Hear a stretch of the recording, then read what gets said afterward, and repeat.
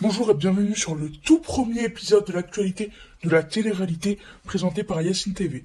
Aujourd'hui, nous allons parler de 3 sujets qui sont sur le clash de Melanite et Anéa sur Paris, puis ensuite sur Maëva Guénam et Akram qui décident de ne plus travailler pour Maëva Guénam, puis ensuite sur le clash de Carla Talon et Maïsan sur les réseaux sociaux. Sans plus attendre, je vous laisse avec les vidéos du clash de Melanite et Anéa. Trop indiscipliné. On est trop indiscipliné, on va trop faire des photos. Oui, je vais les prendre, oui, t'inquiète. Ah, Melanite, ça va? Faites attention à vos mecs, les gens en couple, il y en a un qui est là.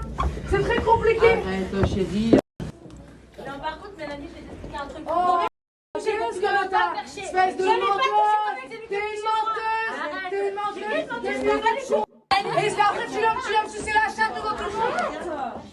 Ensuite, nous allons passer à Maëva Guénam et Akram qui décident de ne plus travailler pour Maëva Guénam et qui quittent Dubaï pour la France. Je vous laisse sans plus attendre avec la vidéo. Bon, les amis, j'espère que vous allez bien.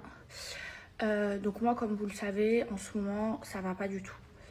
En ce moment, ça va pas. Je déprime, vous le voyez, sur mes réseaux sociaux. Et du coup, je vous ai dit que j'allais vous donner une réponse parce que je dois être transparente avec vous. Et donc du coup, je vais tout vous expliquer, enfin plutôt on va tout vous expliquer du début parce que vous avez le droit de comprendre et qu'on tenait à le faire par respect pour vous. Et si je dis on, c'est que ça a à voir avec Akram et moi. Parce que Akram, il rentre en France et il arrête de travailler. Donc, on va vous raconter tout ce qui s'est passé depuis le début et pourquoi il y a eu cette décision qui m'attriste et qui attriste aussi Akram. Par quoi commencer? Déjà, on va commencer par le commencement. En fait, moi, j'ai vécu une période où j'étais beaucoup stressée. Je tournais mon émission, je déménageais, j'avais plein de projets personnels et j'étais beaucoup stressée. Et du coup, la fois où, de toute façon, on s'est déjà expliqué là-dessus, mais faut commencer par le début pour comprendre. Mais la fois où j'ai bloqué Akram sur les réseaux sociaux, c'était parce qu'il y a eu une dispute, parce que j'étais trop stressée et il y a eu une dispute par rapport au travail. Bref, et on s'est tout de suite réconciliés et on vous en a parlé aussi. Alors du coup, il faut savoir que durant cette embrouille, quand on s'est bloqué sur les réseaux, faut savoir que déjà j'ai mal vécu d'être en embrouille avec elle et en plus de ça, il y a eu un réel acharnement sur les réseaux où en fait il y a plein de gens, plein de blogueurs qui ont commencé à balancer des raisons mais qui n'avaient rien à voir. Et du coup, je m'en suis pris plein la gueule en fait par son Instagram. Et ça a été très dur, pour Akram parce que Akram, même s'il a des réseaux sociaux, il est comment je peux le dire, il est pas assez fort, il supporte pas ça et il a très genre il y a un jour où je vais snapper, un jour où je vais pas snapper, c'est pas quelque chose, c'est pas comme toi par exemple, c'est vraiment son travail, tu vois. Et ma vie et il a très très mal vécu. C'est vrai que les blogueurs ils ont été très très méchants avec lui. Ils m'ont dit voilà, le premier SDF de Dubaï, enfin casse-toi, nanana, ils ont été très très méchants avec lui. C'est que je t'avais trahi. Ouais, que tu m'avais trahi alors que pas du tout. Et ça l'a extrêmement touché et il a mal vécu tout ce qui s'est passé sur les réseaux sociaux. Ensuite, il y a eu la fois aussi, donc il y en a eu une autre histoire, il y a eu la fois où j'ai fugué et où le jour de ma fugue, j'ai dit qu'il se passait quelque chose chez moi, que j'ai fait quelque chose que j'allais regretter. Et voilà, vous avez tous commencé à dire que c'était par rapport à ma grand-mère et tout, alors pas du tout. C'était par rapport à Akram. On a eu une forte dispute tous les deux. Je crois qu'une des plus fortes. Une des plus fortes. Dispute tous les deux en fait. Parce que malgré maison. s'aime beaucoup, mais il faut savoir qu'on vit H24 ensemble, Voilà. et des fois, quand ça pète, ça pète. Et Non, là, je c'est crois même que pas ça, l'une des- c'est même pas ça, c'est que déjà on vit H24 ensemble et je pense que Akram et moi on est un bon binôme parce que moi je suis quelqu'un de très volcanique et lui c'est quelqu'un de très calme. Donc en fait on se tempère parce qu'on est on se caractériellement, voilà, on est caractériellement très différents. Ce qui a fait notre force aussi, parce que du fait qu'on se complète, du fait qu'elle, elle est très, voilà, dans ses émotions, elle est très Moi, extrême. je suis quelqu'un de très extrémiste. C'est soit j'aime au maximum, soit j'aime pas.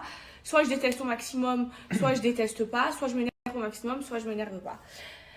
Et bref, donc on a eu la plus grande dispute qu'on a eue depuis maintenant 3 ans qu'on se connaît, qui était par rapport au travail. Et du coup, j'avais déjà à Akram de rentrer chez lui. Et ensuite, quand j'ai fait quelque chose que je regrettais, c'était parce que je lui ai dit c'est bon, tu rentres, c'est terminé, je veux plus qu'on travaille ensemble et tout. Et en fait, je suis sortie avec Amélie et j'ai tout de suite regretté. Donc du coup, je lui ai demandé de rester et je me suis excusée parce que je voulais pas. Et du coup, j'étais tellement pas bien que je suis partie dormir pendant 3 jours. J'ai fugué chez Amélie. Et quand je suis rentrée, voilà, on s'est excusés tous les deux. Et ça s'est arrangé. Voilà, on est passé à autre chose et on s'en est pas voulu. Il faut savoir que toutes les fois où on a eu nos grosses embrouilles, généralement c'est rien de personnel, c'est surtout au niveau professionnel. Ouais. Il n'a jamais eu rien. Il m'a jamais trahi. Je l'ai jamais trahi. Je la trahirai jamais. Et si pendant toutes ces années j'ai travaillé avec Akram, c'est surtout parce que c'est l'une des personnes en qui j'ai le plus confiance.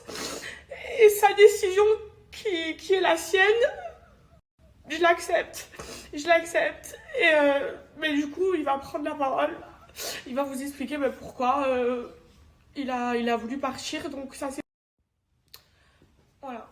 Donc du coup, j'ai pris la décision de partir. Ça fait plusieurs mois, enfin plusieurs semaines que je mûris cette réflexion. Il faut savoir que moi, je suis pas quelqu'un qui agit vraiment sur le coup des nerfs. Il n'est pas comme moi. Je prends vraiment le temps de réfléchir et tout. Et c'est vrai que, en fait, je me suis dit, c'est rien à voir encore une fois contre Maëva. C'est vraiment par rapport à moi. Je me suis posé, j'ai fait un bilan de ma vie et de la vie future que j'ai envie d'avoir. Il a envie tout simplement de rentrer en France et de...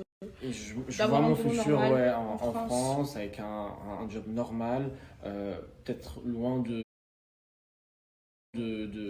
tous ces réseaux sociaux, des réseaux et tout, parce que c'est vrai que j'ai eu des expériences assez quand même qui m'ont fait mal avec les réseaux, mais c'est pas que pour ça, c'est vraiment voilà, c'est une perspective vraiment personnelle et en fait mon futur je le voyais plus ici à Dubaï. Du coup je l'ai annoncé à Maëva et c'est pour ça que ça a été très dur ces derniers jours, que elle était mal. Donc voilà, c'est vrai que ces derniers jours, c'était pas compliqué à vivre dans la Gangnam House parce que c'était, voilà, Maëva c'est quelqu'un voilà, quand elle est contente, tout le monde est content, parce qu'elle transmet son énergie et c'est vrai que là, elle était très très mal. C'est vrai que, c'est difficile de se réconforter parce que, en vrai, la décision, elle est prise et moi, m'a beaucoup fait mal au cœur parce que, voilà, j'imaginais pas en fait qu'elle allait être mal à ce point et ça me touche aussi parce que voilà, j'ai partagé 3 ans de ma vie avec elle, elle m'a ouvert beaucoup de portes, j'ai évolué mais comme j'aurais jamais imaginé en 3 ans avec elle et c'est vrai que de la voir comme ça pendant ces 3 derniers jours, ça m'a beaucoup, ces derniers jours carrément, ça m'a beaucoup peiné. Voilà.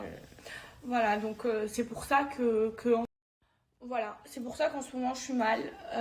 C'est parce que au-delà que Akram il travaille pour moi, c'était un de mes piliers, c'était quelqu'un de très important. Ça l'est toujours, hein. Pour moi, dans ma vie, c'est la personne en qui j'ai le plus confiance. Surtout que moi, quand je me suis installée à Dubaï, je parlais pas un mot d'anglais, donc ça a été hyper compliqué pour moi. Et lui m'a beaucoup aidé dans mon installation, dans mon changement de vie, dans ma nouvelle vie. Mais voilà, toutes les belles choses ont une fin. Du coup, je suis en train de chercher quelqu'un pour remplacer Akram, même si ça va être très très compliqué de remplacer Akram. Alors maintenant, on va passer au dernier sujet, c'est le clash entre Maïsan et Carla Talon sur les réseaux sociaux. Je vous laisse avec la vidéo.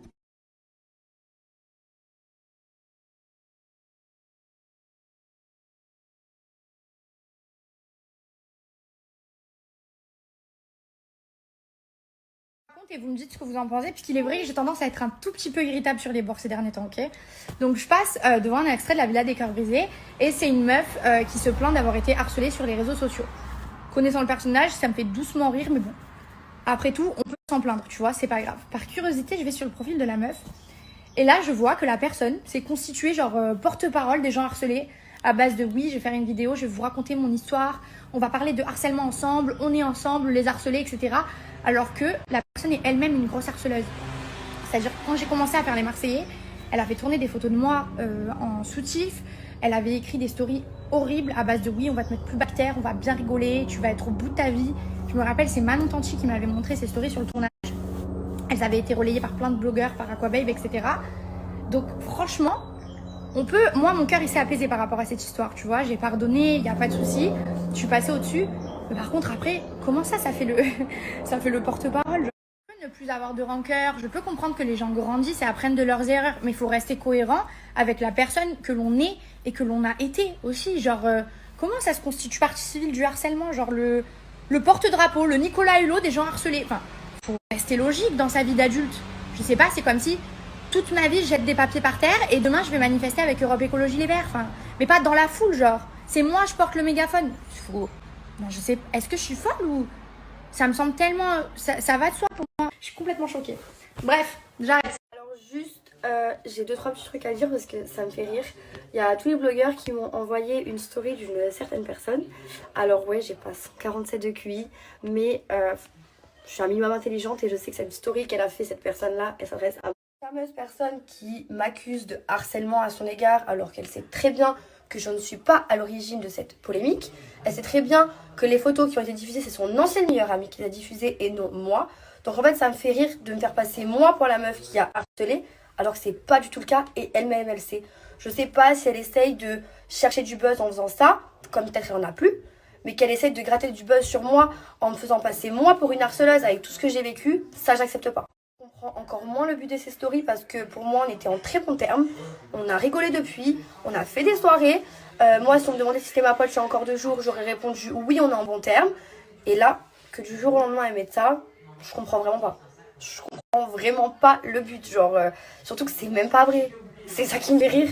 Je sais pas ce qu'elle cherche en fait. Je vais finir très brièvement parce que je suis en repas de famille, j'ai pas de temps à perdre pour des gens qui cherchent de la lumière sur moi ou qui inventent des histoires sur moi qui sont totalement fausses.